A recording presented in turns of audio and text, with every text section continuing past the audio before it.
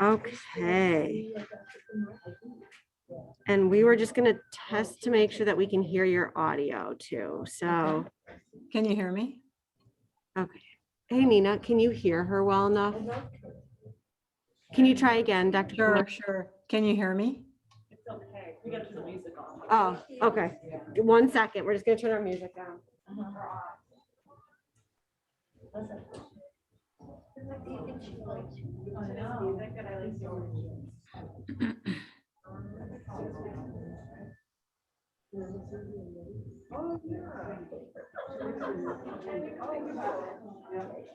I can get them on. Okay.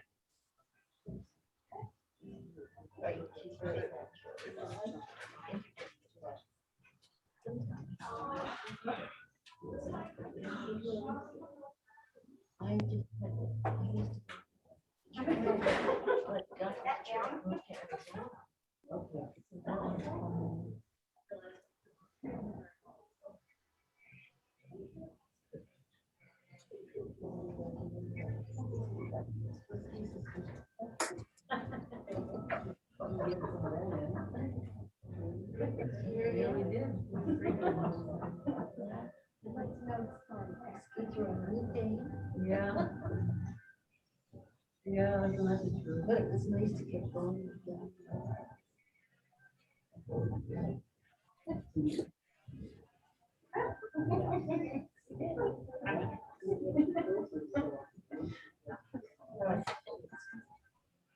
Horrible. That's great. Yeah. Yes.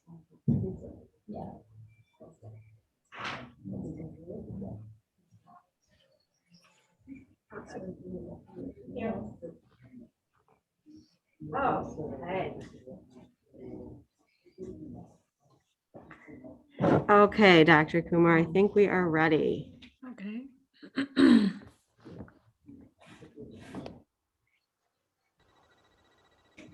Okay, you can go ahead.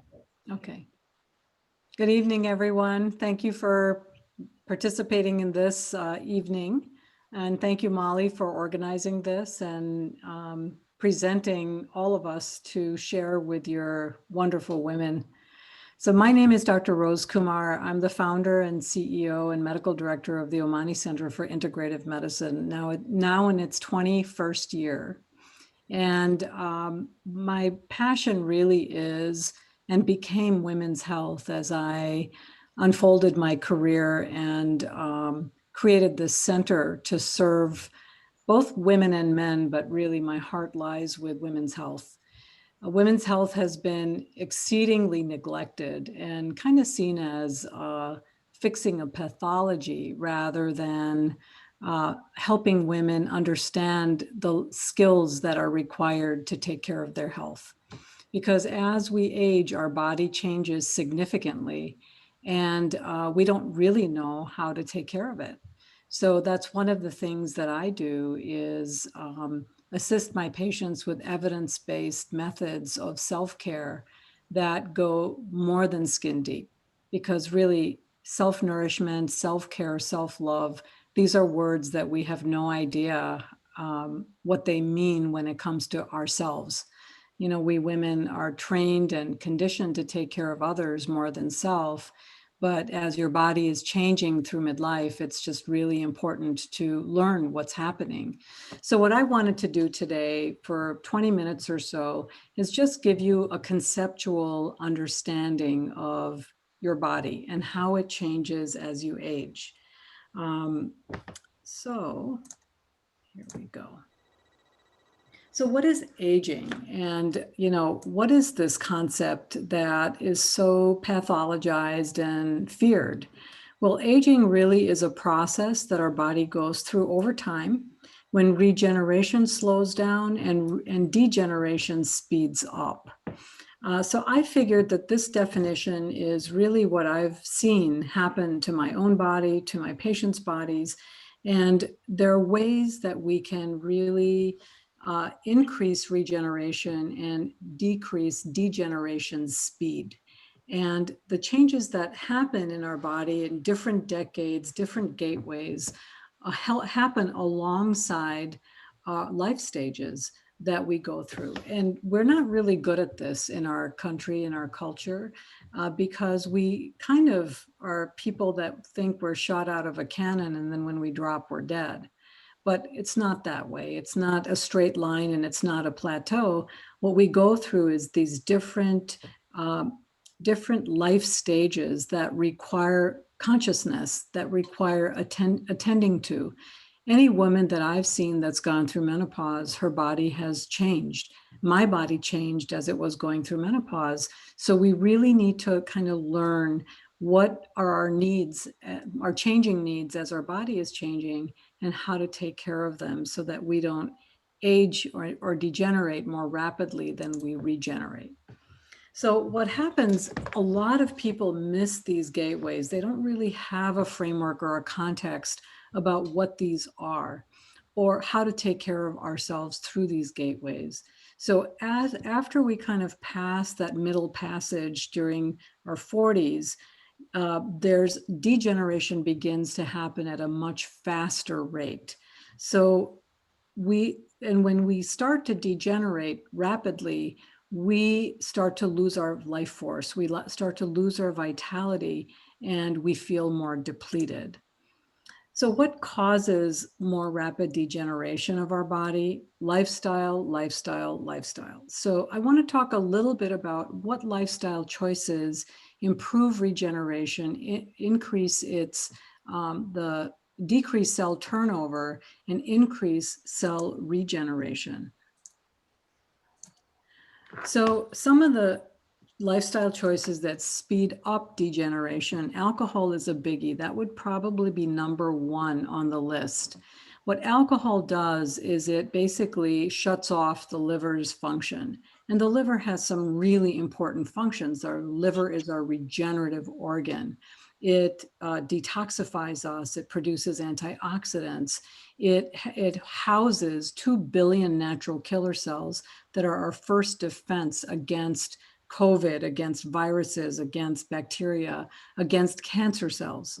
So what happens is when we drink alcohol, the liver basically shuts off these properties that it has that are life-giving, life-saving, and protective for us.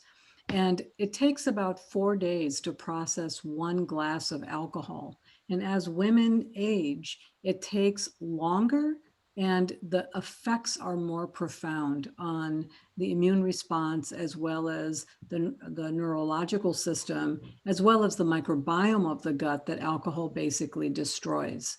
So it's something that we've normalized in our society, but it's really a big ager. Alcohol, women that drink alcohol even 1 a day or even twice a week, they age a lot more rapidly. Animal protein, this whole keto craze and the paleo craze has really made us feel protein deficient. So people are running to get protein. We are not protein deficient. And as a matter of fact, what animal protein does is it creates carcinogenic potential in our body. So what happens is that our natural killer cells that are housed in the liver are not able to see cancer cells when there's animal protein on board. So animal protein tends to increase our risk of cancer because the cancer cells multiply more when we eat that. So it's not a great source of protein. It's actually increasing cardiovascular disease as well as cancer in our society. So if you want to start to regenerate your body and make yourself healthier, reduce your intake of animal protein and increase your intake of plants. Processed foods and sugar. We know that these are deadly for the body. They hijack the liver also. They create inflammation. And America, I was just reading an article a couple days ago that said that 85% of American diet is processed. So this is why we're in the state we're in, and this is also why we're obese and why we're inflamed. So we have this new container of diseases that we're developing, cardiovascular disease being one of the topmost ones that are related to inflammation. Lack of exercise, another good one that actually it speeds up degeneration. So when we exercise, we stimulate our liver, and we also pump out endorphins that elevate our mood. The exercise does a lot of fabulous things to increase the natural antibiotics in the body that fight viruses and bacteria. So it's essential for us to build exercise into our lifestyle so that our body doesn't degenerate fast. As you age, when you are sedentary, muscles atrophy without hormone balance. And the atrophied muscles, small muscle fibers that atrophy, tend to not regrow very rapidly. So if, say, you're sedentary for a month, it will take you close to 6 months to get those muscle fibers back with regular exercise. So it's just really important for women particularly to exercise on a regular basis. Even half an hour of power walking is a good enough exercise to really stimulate your liver and get the neurotransmitters going. Stress really isn't what happens to us as much as it is how we respond to it. So when we respond to stress from a place of fight or flight, which most of us do because it's a survival instinct that kicks off, we are producing adrenaline. But when stress becomes chronic, we produce cortisol. Cortisol is a stress hormone that's produced under conditions of chronic stress. And cortisol is really degenerative for the body. It has many, many, many side effects that we don't want to have. But one of them is it hastens the degeneration of our cells and speeds up aging. So we want to learn the skills of how to manage our stress in a way that helps us become resilient, because stress is always going to be in our life. And as we age, some of those stressors become fairly profound. So we want to really prepare for that. There's this saying that, you want to be weaving your parachute every day so that when you're pushed out of the plane, you have it. You can't weave it at the time that you're pushed out of the plane. It's the same process with taking care of our life skills or learning life skills or spiritual skills so that we can have them when it hits the fan in our life. Lack of meaning. This is a big one in our society, because what we see that offers us meaning, money and power are two big values in our society, or status, or our external identification, the identification of who we are as our persona or our job or our role in our family. And those things all start to fade as we age. Children leave home, retire, we sometimes can lose our job, and then who are we? So this is also, alongside of stress, we want to really start cultivating meaning. Who am I? Asking those important questions. And people that live from a place of meaning, they're more vibrant, they're more full of life. And these are all issues that start coming to the fore in midlife and beyond. So I just want to kind of give you an overview of the systems that function in our body, the systems that run our body, and why it's important to take care of these systems. Our body is like a community or like a village of 5 different systems that interact with one another, and they depend on one another. For example, the thyroid depends upon your female hormones. The female hormones are affected by the thyroid. So there's an interplay and a reciprocity between all of these systems. Your microbiome is the 250 trillion bacteria that live in your intestinal wall, as well as from your mouth to your anus. These bacteria are 5 times more than our own cells of our body. And those bacteria need to be diverse. So diversity of our microbiome is really critical for our health. The microbiome produces all your neurotransmitters in your nervous system. It metabolizes hormones. It has its own immune system. It decides what's going to be absorbed in your body and what isn't. It absorbs calories, it absorbs nutrients. If your microbiome is dysfunctional or dysregulated, you will absorb more calories than nutrients. So all the hormones depend on the microbiome. Everything that we eat or drink, we're feeding our microbiome. Alcohol destroys the microbiome. So it's really important to minimize that and maximize foods that feed it. And a plant-based diet or a Mediterranean diet feeds your microbiome. Fermented foods feed your microbiome. So it's really important to stay conscious of that because your nervous system relies on it. Your liver, we already went over that. Your hormonal system, that this is a system that is very poorly understood in women's health. And it is something that I have dedicated my life to understanding and helping women that come to see me so that their hormones can be balanced. Hormones are everything from insulin to progesterone to estrogen, testosterone, thyroid, your adrenals, your cortisol. These are all hormones in the body. And so you really need to work with a physician or a healthcare practitioner that has an understanding of how all these hormones interact and what you can do to balance them in order for you to age well. Women that, we've found now that for dementia, Alzheimer's disease, the biomarkers for these diseases are progesterone, DHEA, testosterone. These are all hormones. If these hormones are low or depleted, the nervous system is not supported. And so dementia is much more accelerated. So it's really important to see a skilled and experienced physician to balance your hormones, not to replace them, but to balance them. I don't know a whole lot of them out there. Some of them are out there. It's one of the things that I specialize in, but that is a really critical system to work with balancing as you age.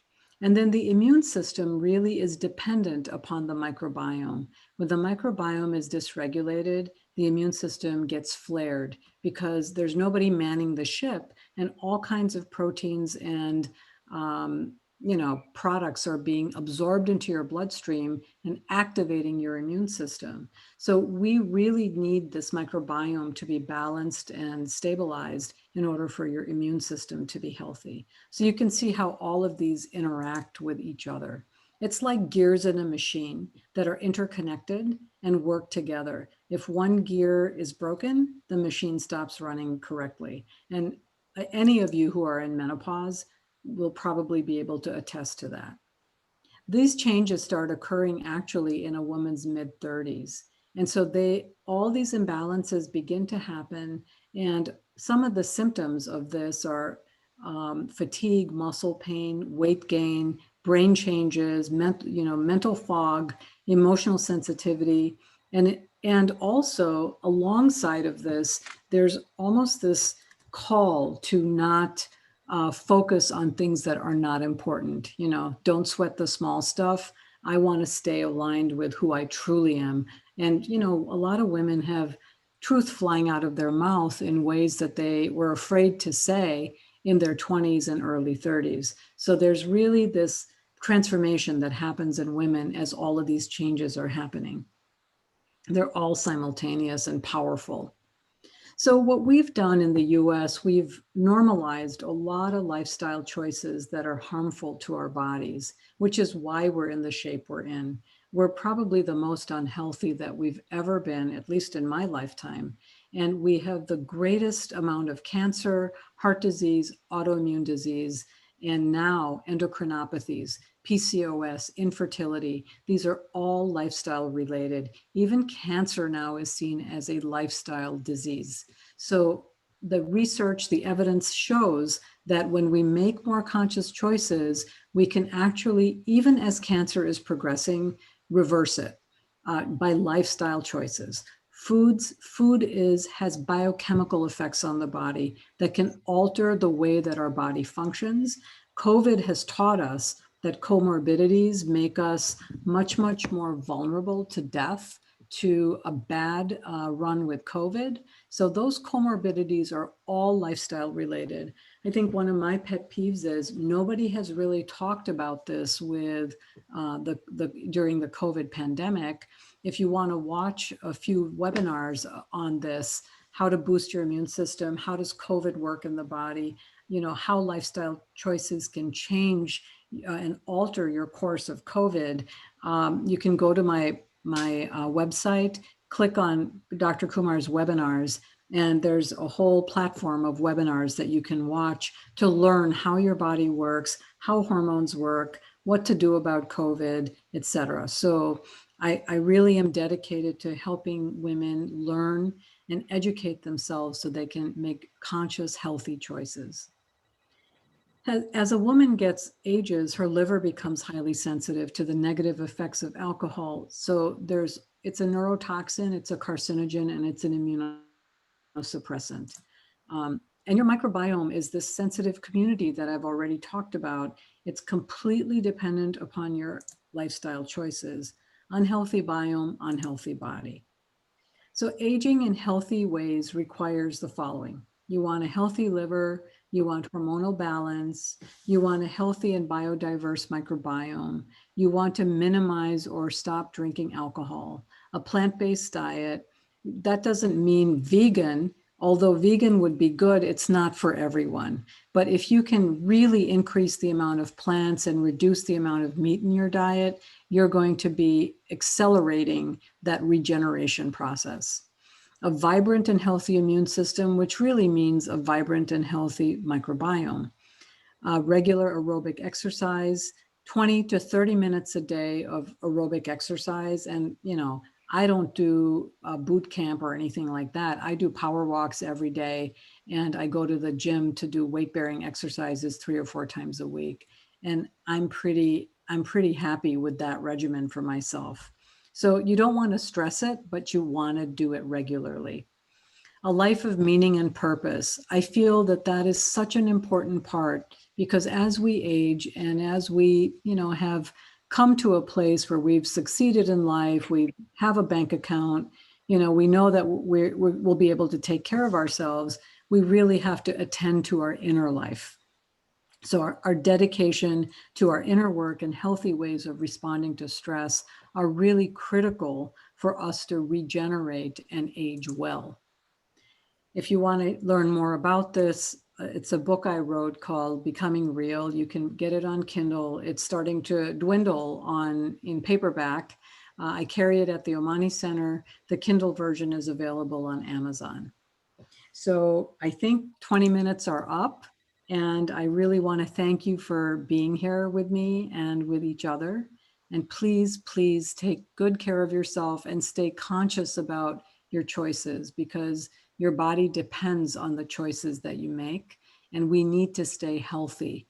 And I want my whole community to stay healthy, and I'm here to educate, help you in whatever way I can. Thank you so much for having me, Molly. Thank you, Dr. Kumar. Okay, so we are just going to come back up onto here. And then next up, we're going to have Heidi Lehman, part of the Vibrant Bra Company. And what we're going to do is I'm going to move this out of your way. And then this camera will, I think, do the recording. So Okay. you will be set. Okay, let me get this away.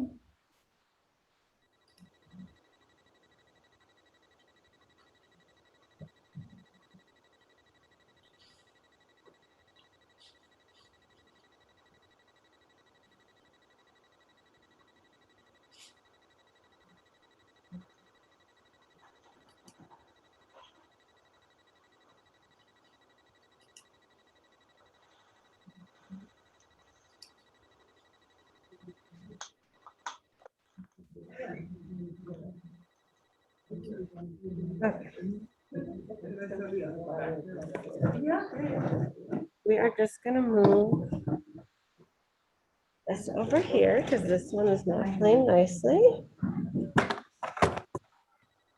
Okay.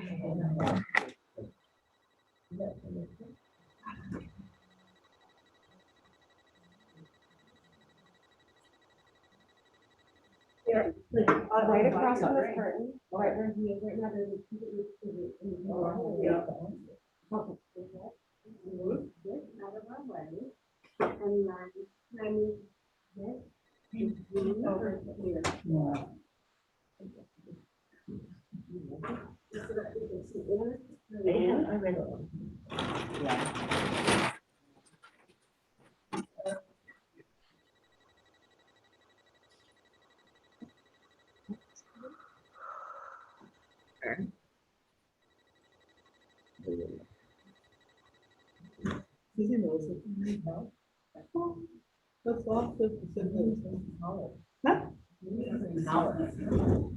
Yeah, yeah. I'm serious putting on a regular bra and then I show the other one. See the difference and stuff.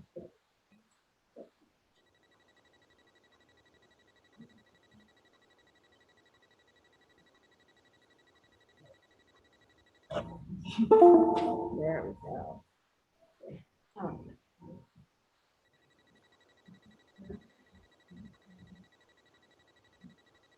Yeah. Yes. Yes, you can absolutely. Absolutely. So that I need to position myself and. There we go.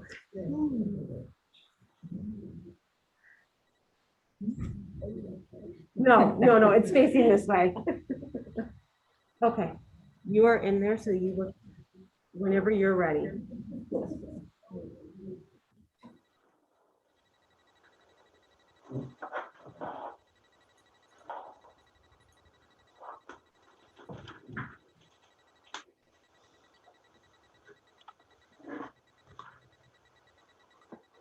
I'm handicapped, sorry.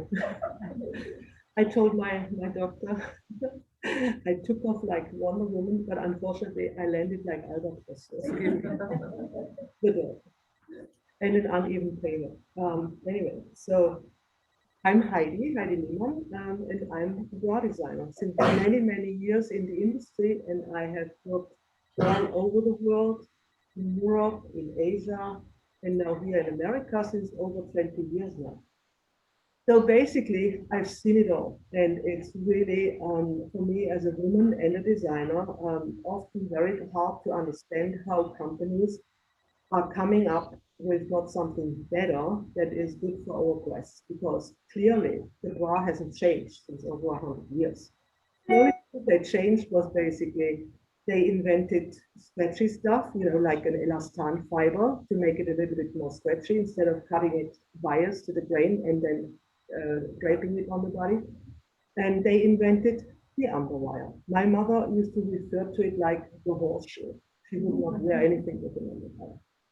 Anyway, so basically my story is today talking about what can we do and what I actually did with a really nice, passionate client of mine in order to come up with a way different concept.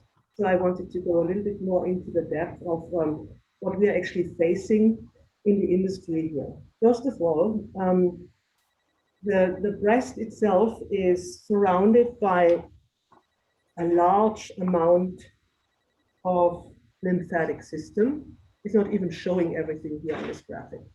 And then you have mammary glands there that are there, of course, if you are pregnant, breastfeeding, etc., or producing hormones. She just actually had very, very good points. I really love that presentation. So all these organs here, plus the very fine and delicate nerves, the tissue, the muscle tissue up here. If you have bigger breasts, how women can have like indentations after a while from deformed collarbones, even from the stress that is just from a very bad fitting bra. And why do we wear a bra at all? In the book here, I brought it with me. It's Mudita. It's a great little magazine here in Milwaukee. I'm talking about breast health and what we think we know about breast and bras, because it's what the industry is telling us since many, many years with all the shortcuts, what we have to do in order to fit into the picture. Even with this sling here, I have to tell you, that is designed for guys. My boobs, they push it to the side and it's really painful, so I was fiddling around and changing it already the first day wearing it. It's so weird. Nobody is really paying attention how our body is truly built, and especially the breast, also the tissue reaching underneath the armpits here. It doesn't have this classic U shape, what they try to sell you in a bra, and with the underwire, it is more like a soft rounded check mark, the whole inframammary fold here. And in order to really capture this and hold it up, if we have to, in order to fit into the picture or into a dress or a jacket that has a certain bust point area here where it's supposed to fit in, you have to lift this up. Yeah. So if you do that with a regular bra, I have here one on Sincere, my model, brought him with me. So that's classic. You know, women often don't even know exactly their size. So let's pretend, you know, this is what you would go and buy and wear. You can see how this already kind of pokes into this area here. Yeah. And it is really not a good idea to wear a bra like this because it is already imbalanced, it's gaping here, and it is not really doing what it's supposed to do. It looks like it just because it lifts the breast, but it's not really good for her because here in this area here, as you can see in the graphic, there is lots of lymphatic system and the mammary glands. So if you could put the other bra on, then it would be great. Just to show you the difference of what I did. The bra I designed has the cup going towards the armpits here, and it has really, it incorporates everything in this area here, and it smoothens it, and it lifts everything nice, and you don't feel anything. You don't need an underwire in order to look good. It's always about the composition of the materials, the balance of materials in a bra that really make it work or totally suck, literally. You know, the question is also talking about sucking. Okay, sincerely.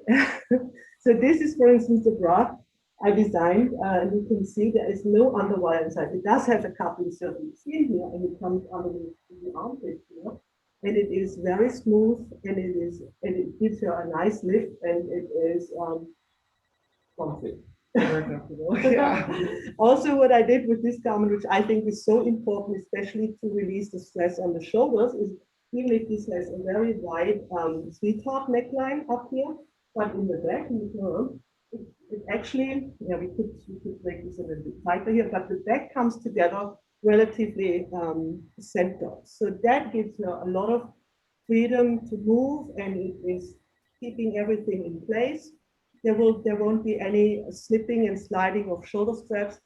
So basically what I'm saying is if you wear something like that and it's your size and it fits you well, you forget about that you wear a bra at all, and you can focus on your daily stuff in your life. You know, you don't have to worry about adjusting here, something is poking there, especially if you're a little bit shorter. Since Serena is very tall, but women with a bigger breast, who have a shorter upper torso, they often experience underwire poking into their armpit area because it's just too jammed. What the industry often does is they use a bra, for instance, a cup like this, and they use it for several sizes. It's called cross grading.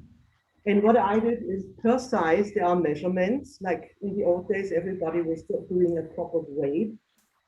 Creating from, let's say, a 34C, then up to a 40DD or so. We graded the cups properly, but this is not happening anymore. So more and more there is this spillage, there is this poking here, poking there. So, yeah, so this is what I did with this bra in order to really pay attention to the body of to the female body and the breast in general, and to really keep this healthy. If we have to wear a bra, then let's wear something that is not doing any harm. You know, what she was saying also about the lifestyle, and I completely agree. Since I can imagine since COVID, lots of women didn't even wear a bra if they didn't have to. You know, they're just at home and it's so much comfier, or even if it's more comfortable, even with not all the family members at home also, you still feel yeah, comfy, you know, and you can do it. It's your private environment, your private affair. So yeah, nice. Right. The other thing I wanted to talk about, if you look at the female body also in regards of areola, the skin and everything, it is a direct entrance into your body. The problem we have here in America is that lots of chemicals have not been banned that are really, really toxic and questionable. You find them still in cosmetics, in food, and especially in textiles. I wear black most of the time. And in darker colors, you have very, very heavy, heavy metal, chemicals. If they are not washed out. Again, there is this shortcut of saving money, but our body is absorbing everything immediately. I think after 15 minutes, you can detect chemicals on the bone of the skin of the bone. Sorry. So this is really serious. You know what she was talking about, how our system reacts, hormones, etc., toxins. You know, it's really important to prevent getting all these crazy chemicals plus the restriction into our body. We have, for instance, here in America, banned 37 questionable toxins. In Europe, it's close to 1,500. Huge difference. Yeah. Canada, 1,000. South Korea, 1,100. It's really unbelievable. And there are some really cool companies here, like Beauty Counter. We work with them, and we really admire them for their work in getting bills passed in the government to improve the situation that companies have to label what's going into cosmetics. For instance, women are concerned if they get a pimple, you know, from a foundation or from something, you know, like cosmetics, but then nobody really thinks about what we are doing to ourselves with underwear, especially also briefs and knickers, you know, and camisoles. The garments I was creating again for Vibrant, they're all certified with certain certifications from Europe, Ecotex 100. You probably don't know that, but it's all in order to make a difference for us humans, and then also, of course, for the planet. You know, once you are paying attention of what you are producing and why you are producing it, it makes a huge difference. What materials do you use in the product? We have synthetic materials too. Yeah, unfortunately, we're talking about a molded cup here. In order to pre-shape something, mold something, you have to use a certain percentage of synthetic fibers. But again, here it's the highest quality of fibers, and the chemicals that are being used are produced in a good way. You know, it's all filters down to the very origin where everything comes from. And for instance, foam cups here in America, we're talking about, I would say 80% of the market is foam cups because of the demand, you know, no show promise. Nobody, God forbid, you see a nipple or something, you know. It's in Europe, yeah, in Europe, it's very different. Yeah? So in Europe, you have seams and laces and more structured stuff. I worked on very high-end French lace, whatever, you know, stuff, really, really cool. Super embroideries with holes like this and a little bit of yarn there. So you really had to be very technical, and I'm technical and creative, in order to find also solutions how to put it together. We should have bought some of those.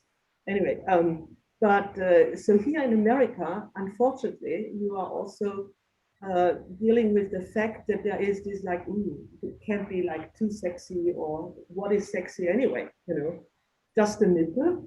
Excuse me, I mean, I have a nipple, I'm a woman, you know, and then if you and a man too, and if you if you look into the very different ethnic groups that are living here, from very white, rosy, Caucasian, up to Asian and more mixed brown and black, you have women who have always pronounced nipple because they are whatever Asian or Latin American, for instance. Yeah.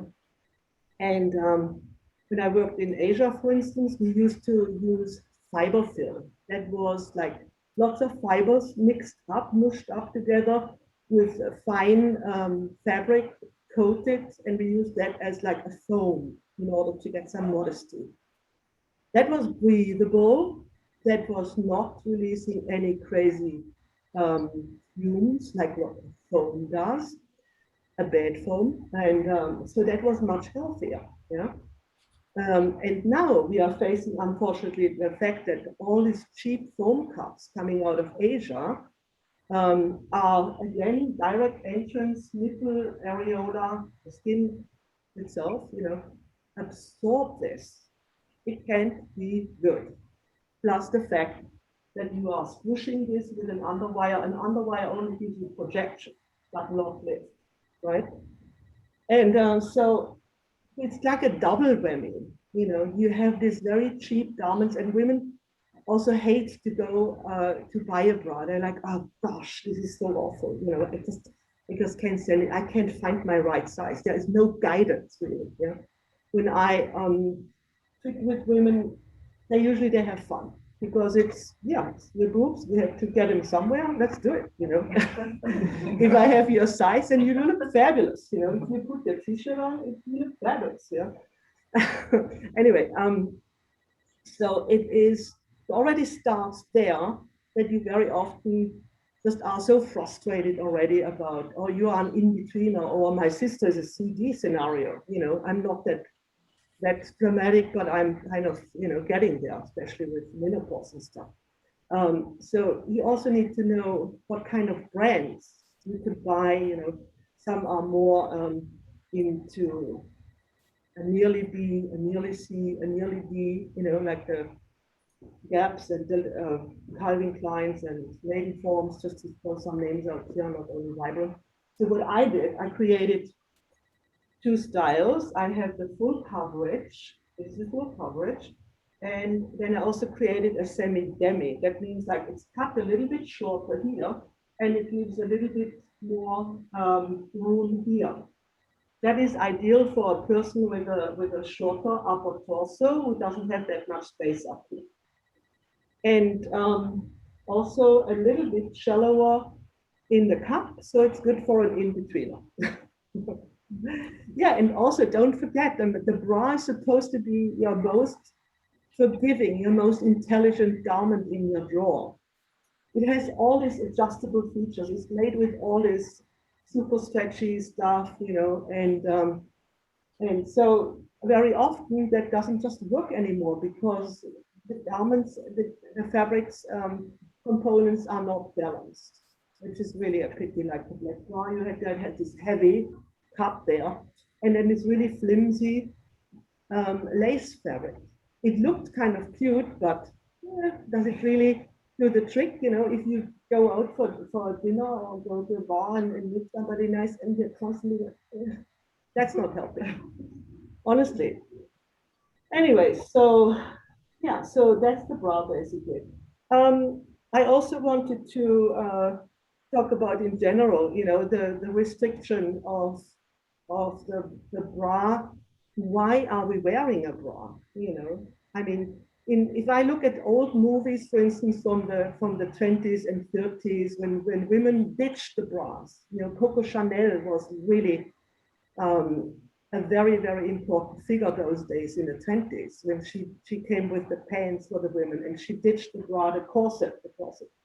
And women were allowed to have, elder women, mature women were allowed to have their boobs down here. I'm not wearing anything.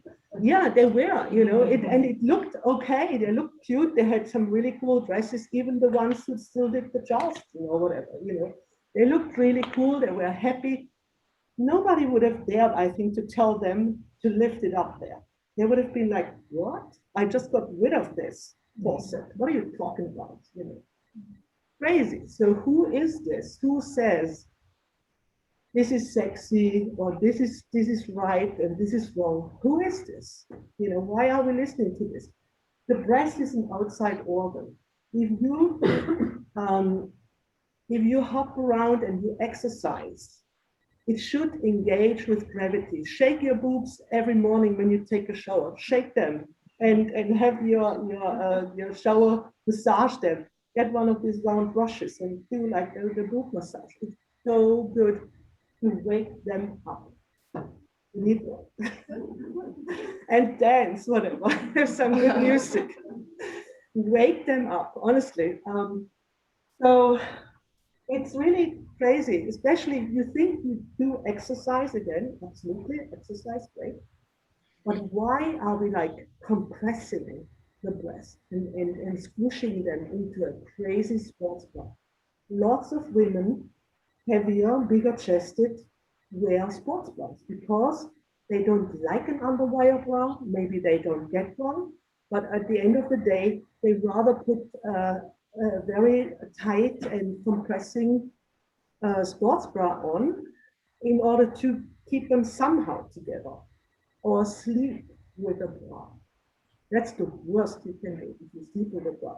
But I do understand, since I got classic COVID victim, a little bit heavier, cooking late and having 2 glasses of wine, sorry, I could feel something like when I was lying, I sleep usually on the right side, and I was like, what is this? Why am I having suddenly a polster here? You know, like something going on here.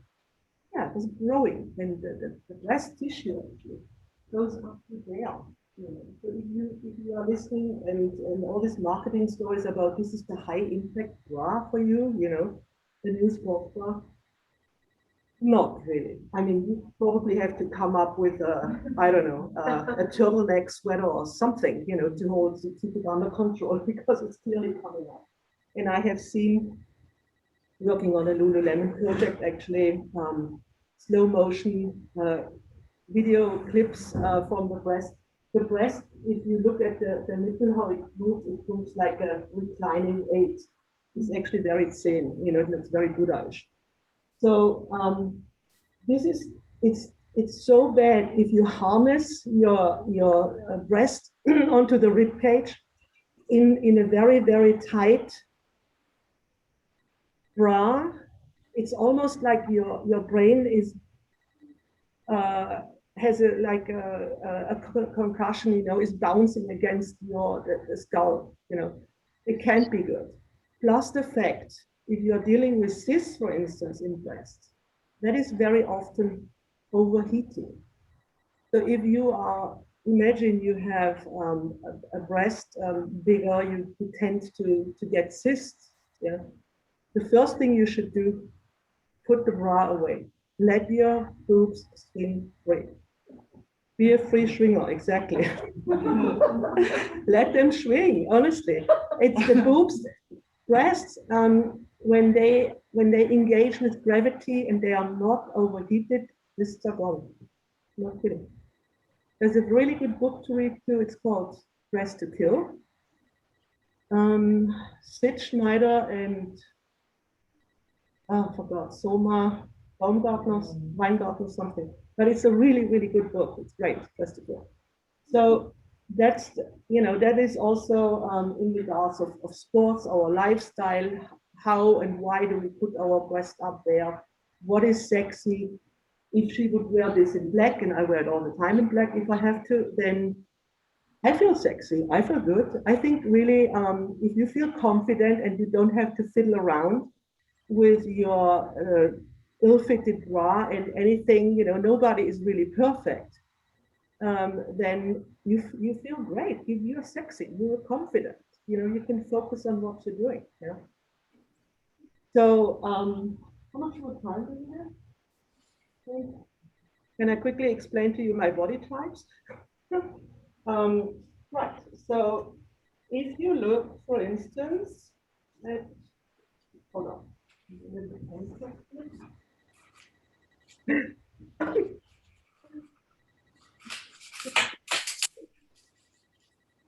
Okay. Can you guys see all this? Okay. For instance, I'm talking here about the upper torso scenario. If you go out more like a V shape, you probably don't have issues with slipping shoulder straps. I call this, that's my wine glass shape. And usually you fill out the bra up here.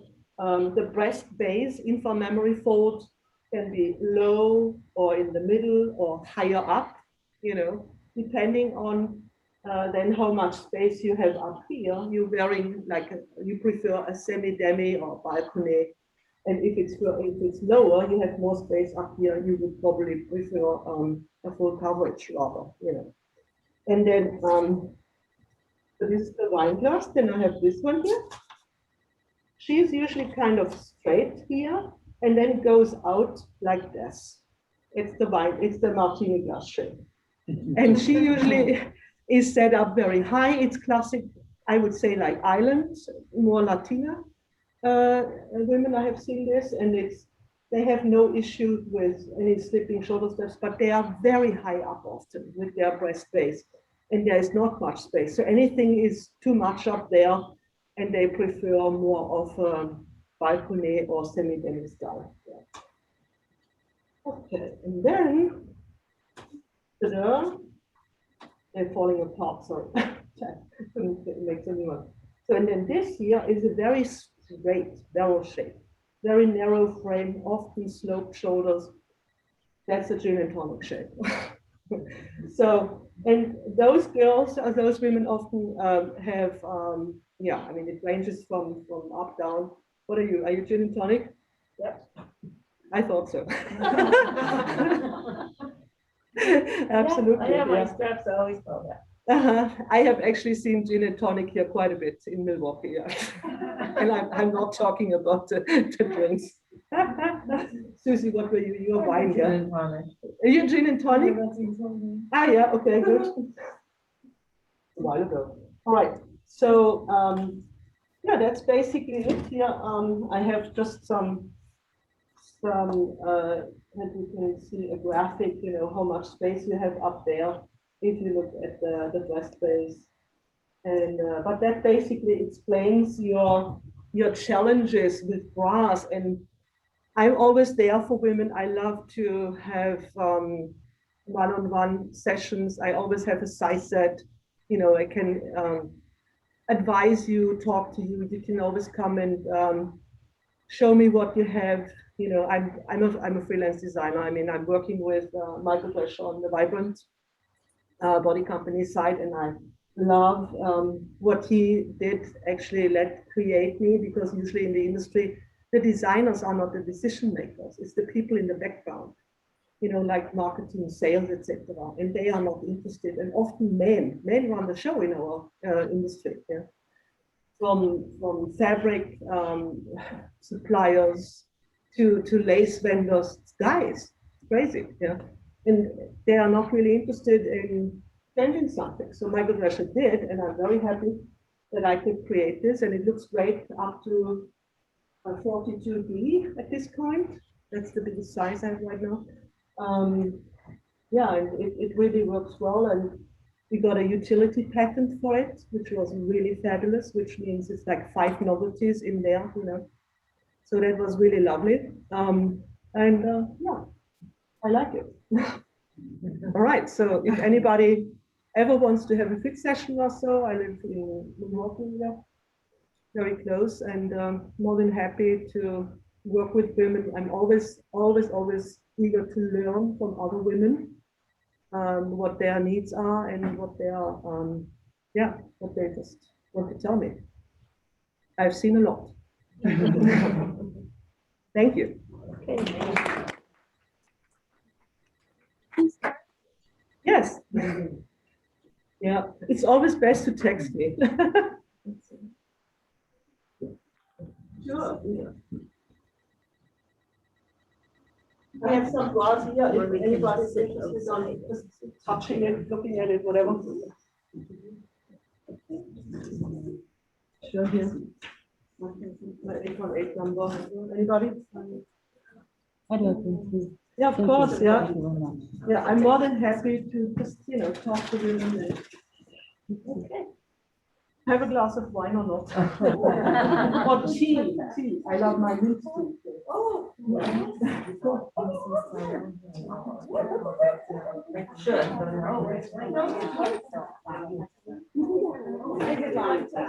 Susie Mosey, so nice that you could make it. I'm gonna take off. I don't want to. It's just a few little extras.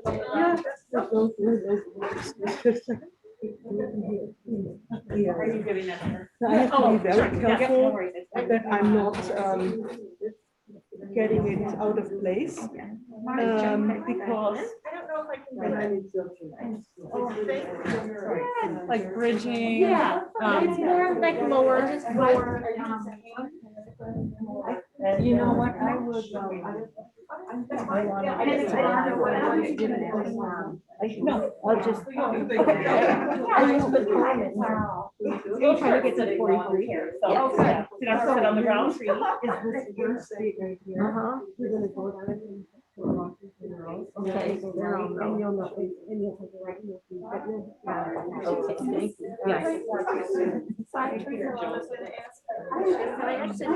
Yes, you can.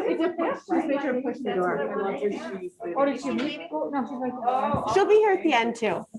Yeah. I didn't know if that was.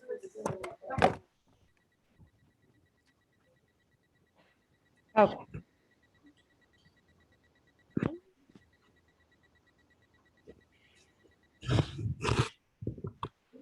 Actually, you know what, that was silly of me. I should have kept it open until you're ready to go. No, I'm ready. Okay, there we go. Okay, and then I'll come back up when you start the stuff on the floor. Okay, that works. Perfect, okay.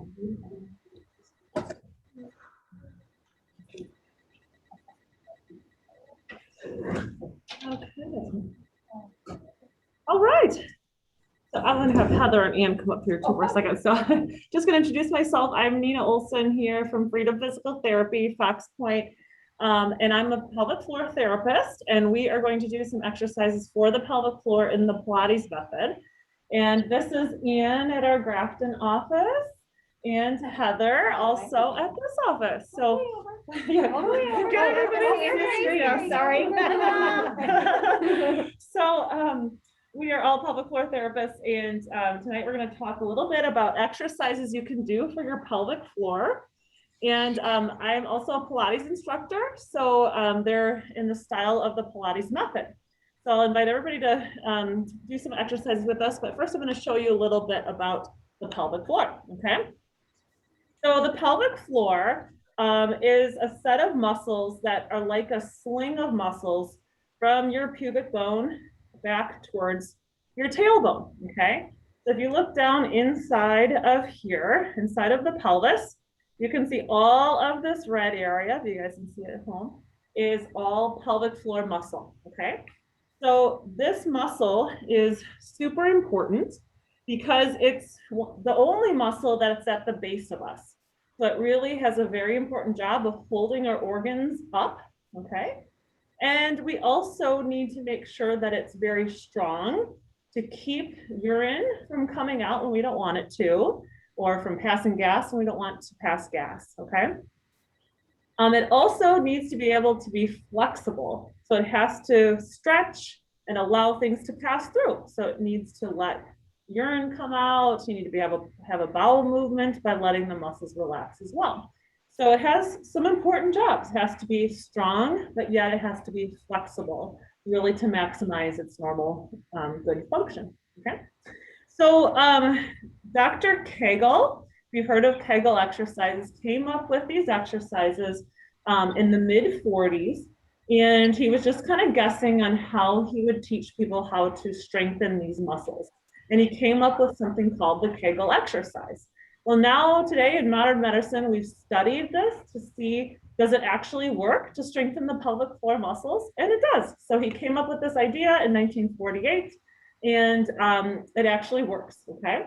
So I'm sure you've all heard of Kegels along the way, right?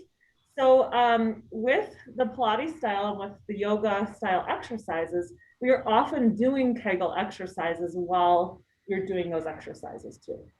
Okay, so we're going to try some of them together, but also sprinkled in this, I'm going to show you how to also relax the muscles, okay, and just stretch them, because we don't want to just strengthen. We also want the muscles to be able to relax and open to let urine come out and to allow stool to come out. So sometimes if we're just strengthening the muscles and we're doing a lot of toning and strengthening, we can have urinary tract infections that come back over and over again because we're not able to fully let urine out, or we could be dealing with some constipation. And that can happen because the muscles don't relax and we keep stool in when we want it to come out, okay? So we'll do some things here that will both strengthen and work on the flexibility, okay? So I invite you to go ahead and lay down on the mat, and we're going to do a couple exercises that I'll walk you through. And if you're comfortable sitting on the ground, we'll just start sitting, or you can sit in the chair, that's fine too. So first, we're just going to start kind of waking up our pelvic floor muscles, okay? So in this position, you can sit with your legs crossed, or you can have them out in front of you if that's comfortable, but if you can get with your legs crossed, that's best. Okay, so what I'm going to have you do is often when we're sitting in a chair for a long time, our pelvic floor muscles are really active. Okay, so if we are sitting listening to lectures and we spend some time sitting or working at the computer, we tend to get a little bit slumped, okay? Our back gets a little tired. And when we get into this position, a little slumped, our pelvic floor muscles are active, okay? So they're working when we're in a slumped posture. So we're gonna just pretend that maybe everybody was in a little slumped posture. We're gonna let our pelvic muscles relax a second, okay? So a nice way to get your pelvic muscles to relax is to just do some deep breathing. So let's go ahead and take an inhale and out. And we'll take 3 breaths just like that. We'll inhale and out. And notice for this next inhale, can you tell that when you breathe in, the area between your pubic bone and your tailbone widens just a little bit, okay?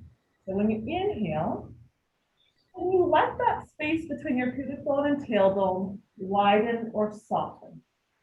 And exhale. Keep it going, okay? So now let's try that Kegel exercise. So the Kegel is like this. We're going to pretend like you're in a room full of people or you're in an elevator and you feel like you're going to pass some gas, okay? And we want to keep that gas from coming out. So go ahead and think about drawing your rectal area up and in, like you're trying to keep from passing gas, and now let it soften, okay? So let's try that again. So rectal area lifts up like you're trying to keep from passing gas, and let it soften.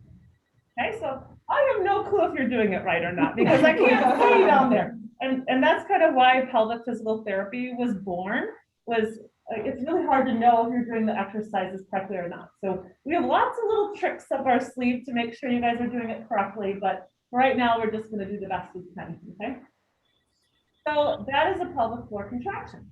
Let's do that again. So let's take a couple deep breaths, let everything relax again. So inhale and exhale. Okay, now go ahead and draw the muscles up again, trying to keep from passing gas, and notice what happens to your belly. You feel your belly helping out a little bit, and relax, okay? That's because those muscles work together. Your low belly muscles and your pelvic floor, they work together, they're synergists, okay? So if we're working our belly, a lot of times we're also working our pelvic floor, okay? Let's try one more. So draw up like you're trying to keep from passing gas. Feel the lower belly muscles gently engage, and then relax. Okay? Let's go ahead and lay down on your back. And the first thing that we're going to do is a bridge. Okay? So we're going to start with your feet about shoulder width apart where they're comfortable. Arms can just be down by your sides, okay? So let's take a breath in and out and feel the muscles around your pelvis just relax and soften, okay? All right, so now let's breathe in again. And on the exhale, go ahead and start by lifting your pelvic muscles up like you're keeping from passing gas. And then roll up through your spine into a bridge position. So right now in this position, now I've got my pelvic muscles engaged. I've got my lower belly engaged. Go ahead and roll all the way down to rest and take a couple deep breaths there. Now those muscles should be relaxed. Okay, inhale again. And on the next exhale, draw your pelvic muscles up, lift your bottom up and hold. Roll all the way down and let it relax. Okay, can you guys all feel that okay? Can you feel your pelvic muscles starting to help you out? Good. Okay, so this is a really great one you can try at home. Roll up through the pelvis, draw the pelvic floor muscles in, hold, and relax back down. Let the muscles soften, okay? So that's how you really know if you're doing exercises that are good for your pelvic floor or not.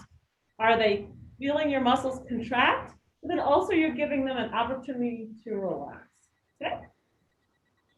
All right, so now we're gonna move into a marching exercise, all right? So let's go ahead and we're going to draw our pelvic muscles up and in. Go ahead and lift them in like you're in that room full of people in that elevator trying to keep from passing gas. Lift one leg up to a march and bring it back down. Your hands can go on your pelvis. And if your lower muscles, your pelvic floor and your core are working well, they will keep your pelvis from rocking side to side. Draw the muscles up and lower the leg. So the pelvic muscles should be working the whole time here. Trying to keep steady as you lift and lower. Lift up and lower. Good, let's do 3 more.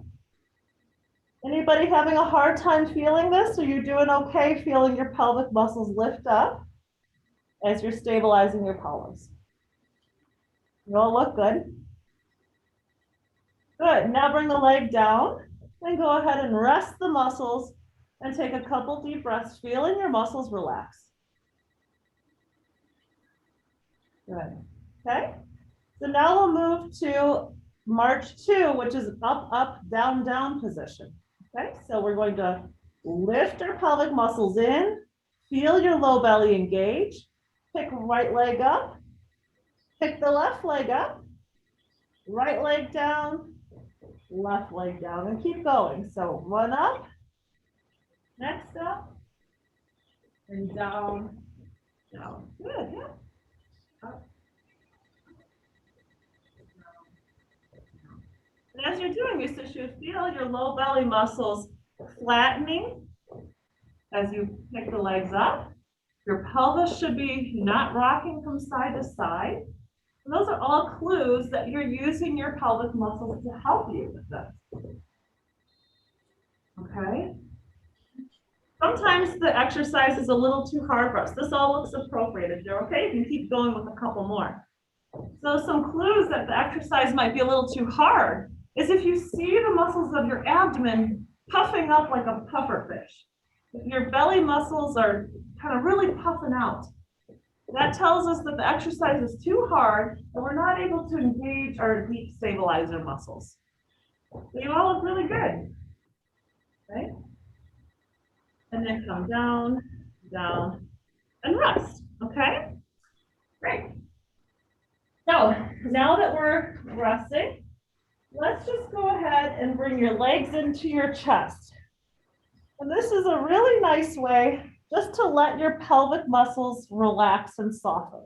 So let's take 3 deep breaths here. And in this position with our knees deeply bent, It really promotes our sling of muscles from our pubic bone and tailbone to relax and stretch. So all of those things, we're activating our pelvic floor. Make sure we soften and release. And that's really important if you guys are taking any Pilates classes or yoga classes or core classes, but you make sure you mix in a little bit of stretching at the end. Otherwise, your pelvic muscles they'll be turned on too much and you could have pain, urinary tract infections, or constipation. Okay, let's bring it down. All right, let's move to our side. We'll do 2 more exercises. Sound good? Are you gonna be okay on your side, or should we change that up? I'll just go on my left side. Okay, sounds good. All right. I don't have to watch it in this way. Okay, sounds good. No problem. So everybody on your side, and in Pilates, this is called the side leg series, okay? This is a signature Joseph Pilates movement. You can have your hand propped up underneath your head, or you can have your arm down and rest your head on your arm, whatever is more comfortable to you. We're gonna take the legs and pick them up, move them to the front corner of your mat, okay? So you should be in a little bit of a diagonal here, okay? So what we're gonna do now is we're just going to lift and lower the leg. And in order to do that, we're going to feel our belly come in and our pelvic floor come in at the same time, okay? Let's take a breath in. Take an exhale, draw the pelvic muscles in, draw the belly up, okay? Like you're walking into a cold lake and that feeling that you're just drawing your belly up. Go ahead and lift the leg up and lower it down. And we're gonna do 8 like that. In Pilates, they always seem to count to 8. I don't know why. All right, just lifting and lowering. You should feel your pelvic muscles engage the whole time. This is a nice position to feel if your belly's engaging, because you could kind of tell if it's hanging on the ground here, we want to engage that a little bit more. Okay, 2, 1, and rest. Let that leg come down. We'll move into leg circles. So go ahead and draw the pelvic muscles in, low belly pulls in, lift the leg up, and rotate the leg around in small circles, the size of a small saucer, okay? So like a saucer plate. Good, reverse it.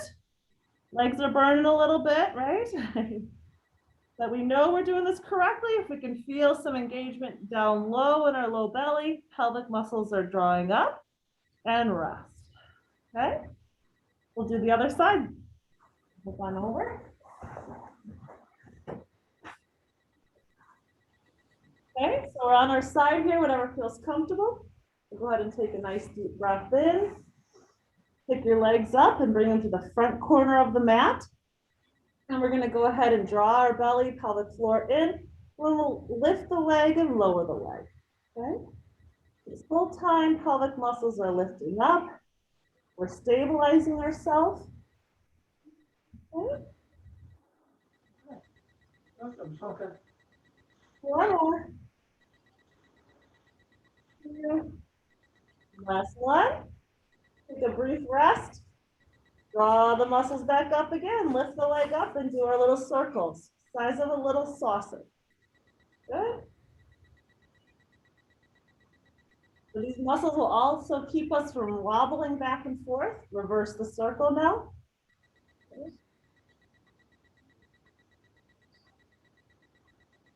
3, 2, 1, and rest, okay? So let's roll onto your back. Pull the knees into the chest again. And breathe into the pelvic muscles and let them relax.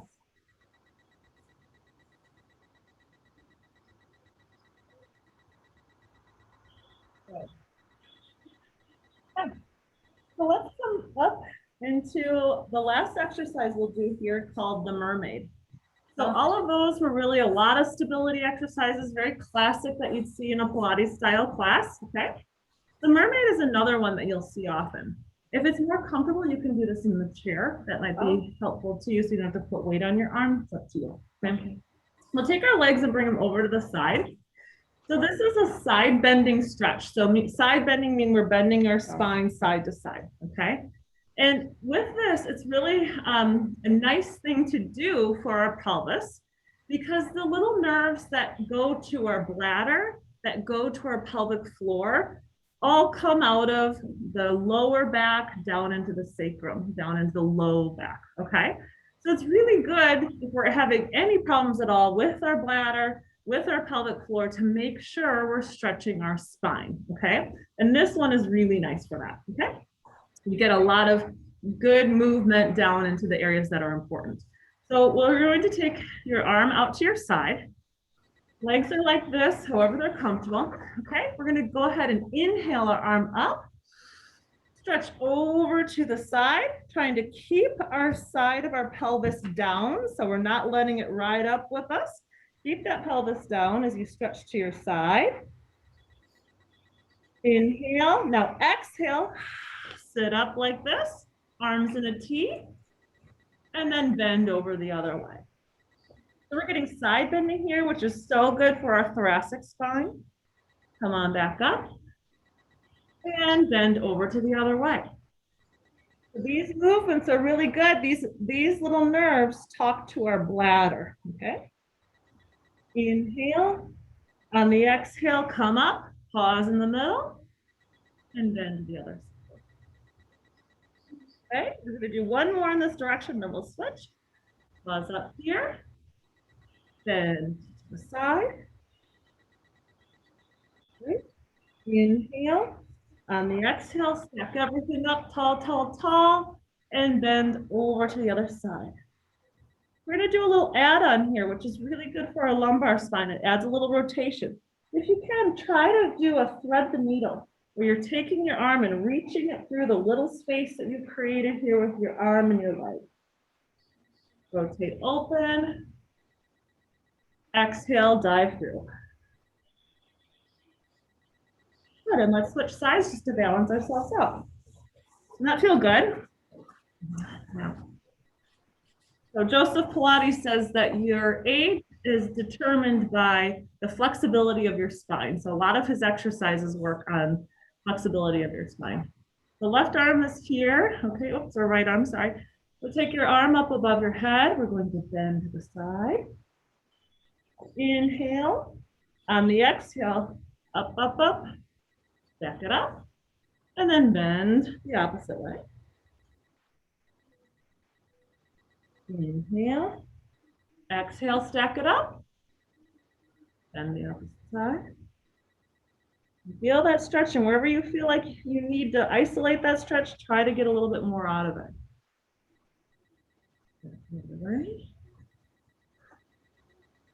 One more each side, stack it up nice and tall. Like you have a string pulling you up to the top of your head. Bend again. Stack it up tall. Bend the other way. And we'll add that thread the needle. So dive underneath.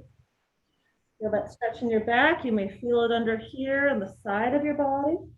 Open up. Dive through. And open up. And very good. Okay. Nice job, everybody. Good job. Good job.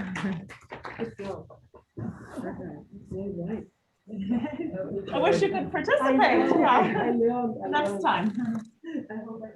Okay. Yeah. Well, thank you guys for joining us. We'll send out an email with everyone's links so that if anybody wants to get in contact with any of our presenters, we will have links for you guys to get in touch with them. Thank you, guys. Thank you.